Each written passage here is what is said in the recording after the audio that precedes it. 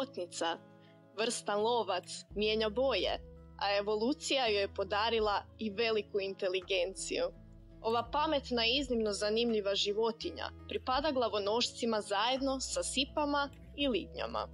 Glava joj je oslonac, a iz nje se protežu dugački i vrlo pokretljivi krakovi.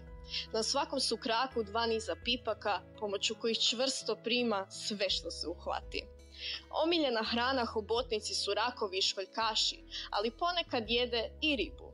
Slina hobotnice posjeduje blagi neurotoksični otrov koji ubrizgava u plijen kako bi ga paralizirala.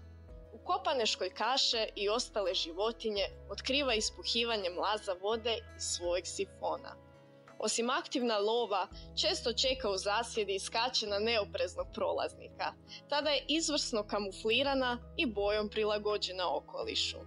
Poput vojnika u dimnoj zasjedi, hobotnice bacaju crnilo pod čijim okriljem napadaju veći i teži plijen, poput hlapa kojemu se prikrade straga. I crnilo i kamuflaža služe ujedno za obranu od grabežljivaca, ponajviše dupina, ugora, zubaca, kirnje, ali i druge veće ribe. Crnilo osim dimne zavjese služi i za kratkotrajno omamljivanje očiju i ostalih osjetila. Hobotnica je kompleksna ponašanja zbog iznimno razvijena živčanog sustava, najbolje kod svih beskralježnjaka. Hobotnice mogu pamtiti i učiti. Periferni živčani sustav u kracima omogućuje im autonomiju i brzo pokretanje. Hobotnicu nalazimo po cijelom Jadranu, na dubinama i do 200 metara, no gustoća im opada s dubinom. Ne voli hladnoću, pa ispod 7 Celzijevih stupnjeva postaje neaktivna. Zato se zimi spušta na veće dubine gdje je toplije. Vraća se u proljeće na razmnožavanje. Hobotnice se pare i do nekoliko sati.